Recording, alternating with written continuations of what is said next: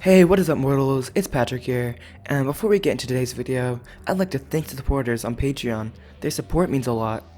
A link to the Patreon will be linked in the description below, and as well as a link to the Discord group chat, where you can talk to me and other mortals like yourself. There are quite a few people there already, and it'd be awesome if you'd join us. Hey guys, this is Patrick, and if you're wondering where Cosmo is, at the moment, he was pretty busy with some stuff outside of, with the Celestials and stuff, like in his real life, right? So he's a little bit busy with that stuff, and I think he's having some computer troubles as well. So he'll probably be back pretty soon. So yeah, be prepared for those.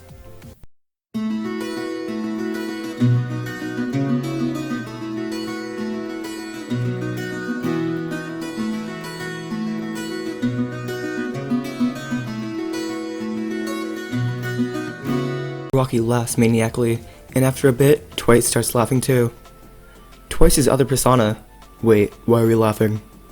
Dr. Ujiko and Shigaraki have a little conversation, and Shigaraki is given the full resources that All for One used to have. Over the next few days, Shigaraki uses these resources to figure out where the UI training camp is going to be, and he starts formulating a plan. While Shigaraki plans an apartment building in Misu Tafu, Japan, Midoriya starts browsing through the internet looking for specific information. Midoriya thinking to himself, after the fight with Midnight, and after everything I've been through, I should probably think of upgrading my hero costume. If I'm not mistaken, there is some research currently being developed that could really help. Midoriya finds an article about Melissa's shield and her full gauntlet technology.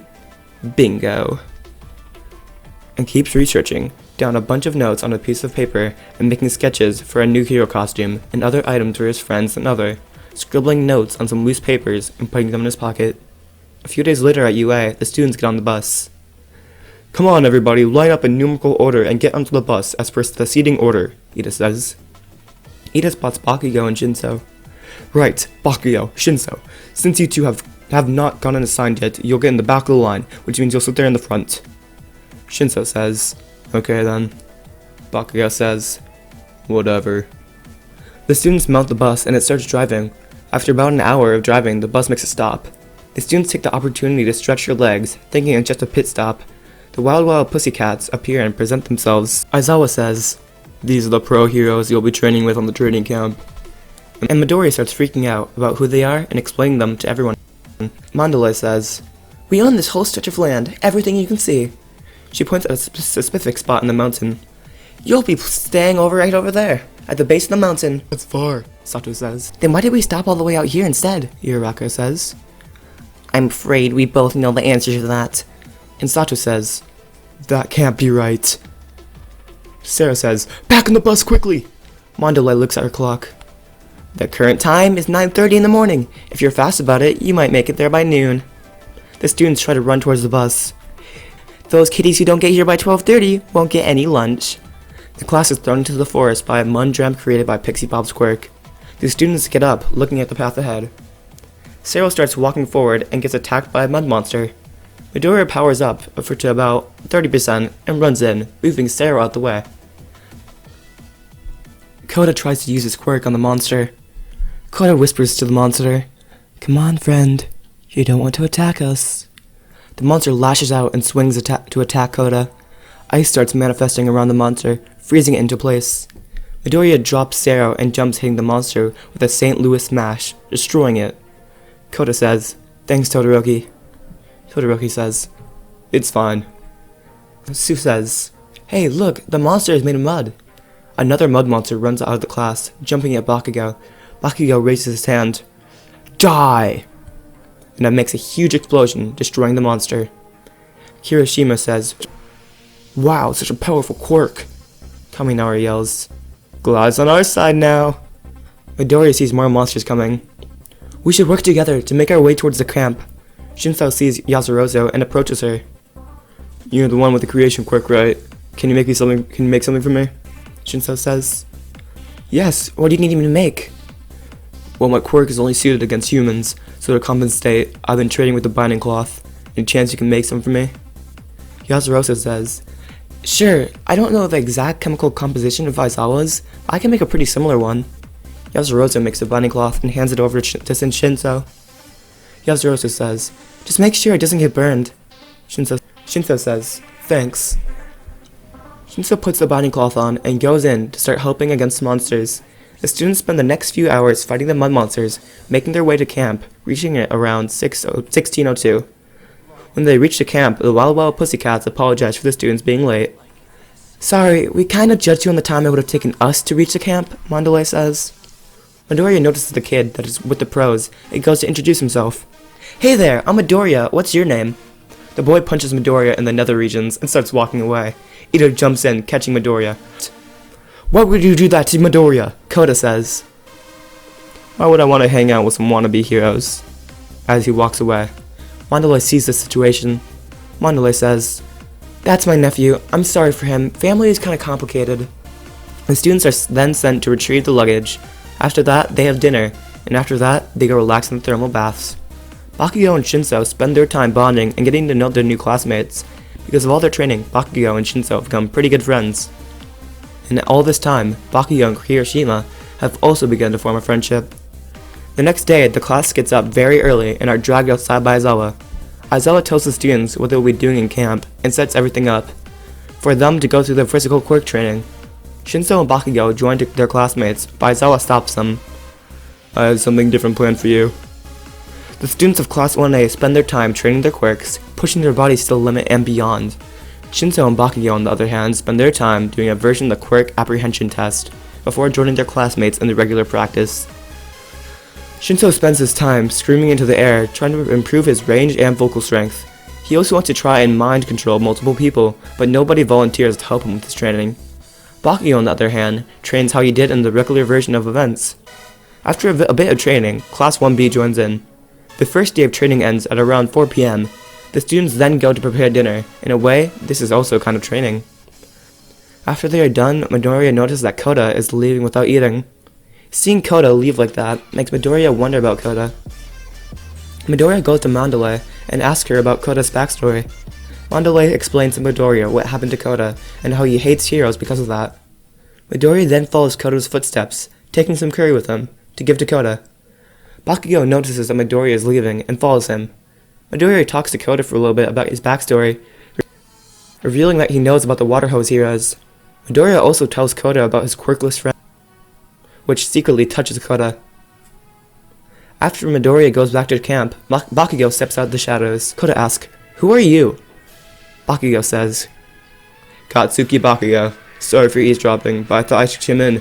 From context, I know you hate this society of quirks, but if you didn't have a quirk, like my and Midoriya's friend, then you would be bullied by everybody around you. Trust me, you would not like that. Furthermore, the person he was talking about to you about a few minutes ago also lost somebody. He lost the person he looked up most to. Midoriya is one of the strongest people I know, who even after I strayed from my path, helped me back on it."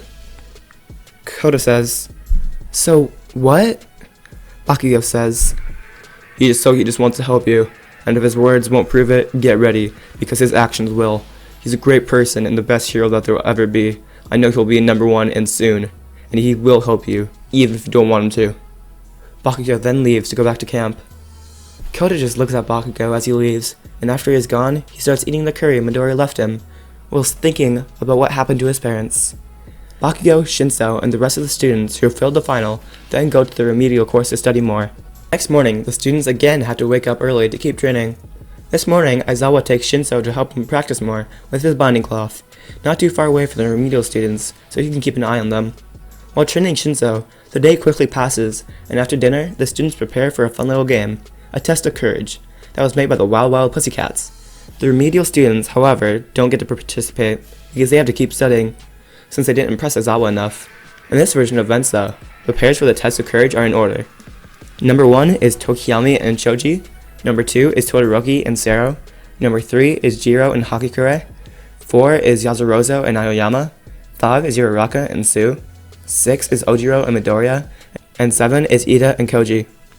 While the first 3 groups go out to the test of courage, a group of villains assemble at the outskirts of the camp, getting ready to launch an attack. The group in this scenario is formed by Shigaraki, Dabi, Toga, Magni, Moonfish, Mr. Compress, Muscular, Mustard, Stain, Spinner, Twice, and Sonomu. Kurogiri is also there, but only for extraction and assistance. He isn't going to engage, it's too dangerous for him. Is everybody here? Shigaraki says. Yes, this should be everybody. I have more Nomu on standby, even some high-end ones if things go wrong, Kiragiri says. Good. Now everybody remember your targets. Oh, and if you find our little traitor, then get him to me alive. I want to kill myself, Shigaraki says. Gotcha, boss, Twice says. Twice in his alternate personality. Why not just kill him when we find him? It'll be so much easier. Shigaraki says, we aren't doing that. I want the pleasure of killing him myself. Alright, let's start the raid then. The fifth group, Sue and Uraraka, leave to do the test of courage, and as they do that, the attack on the camp starts. Fire starts raining over some parts of the forest. Some weird gas appears in other parts, and some trees in another part start disintegrating. A hooded man appears near Koda and asks him for his cool hats, since the mask he was given is very lame. In another part of the forest, a giant rises up, destroying many trees in his path, while he walks towards camp. The attack is in full force. Midoriya realizes what's going on, and after seeing the giant, starts to think about Koda. Midoriya returns to Ojiro. Midoriya says to Ojiro, I'm going to help Koda. The boy, he's in the clearing of the mountains. I need you to tell Mandalay where I'm going. He may be in danger, and I don't want her to worry. Also, tell Aizawa to call the heroes. This is the League of Villains. We need all the backup we can get. Midoriya activates One For All and runs toward the clearing in the mountains, going in full Kawa at 30%. While on the way, he thinks to himself, I need to go faster. I can't fail Koda. Thinking back at the USJ attack, I can't let somebody else die. Midoriya arrives at the clearing. Muscular is about to attack Koda, and right when he's about to smash Koda, Midoriya then kicks Muscular in the stomach, throwing him against the mountain. Midoriya gets into a battle-ready position with a forced smile on his face. Don't worry, Koda. I'm here. Muscular gets up. You shouldn't have done that, but before I kill you, can you tell me where a boy named Katsuki Bakugo is? After I kill you, I need to get him. He's on my list. This video is brought to you by our beautiful sponsor, BeautifulHalo.com. Take out whatever your heart desires. Hoodies, shirts, pants, and even jackets. They have it all. We all would like to wear some nice clothing, right? Well, Beautiful Halo is the perfect place for that.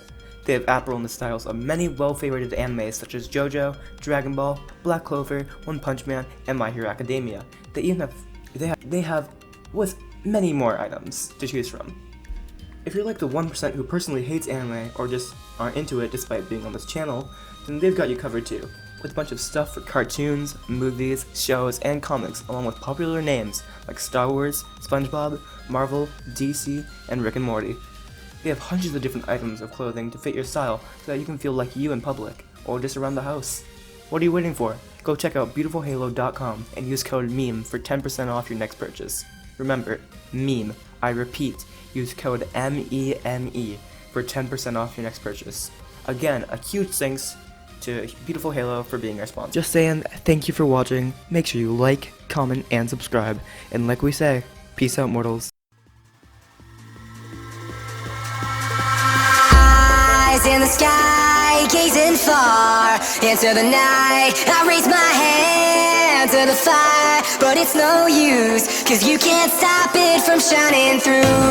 It's true, baby, let the light shine through. If you believe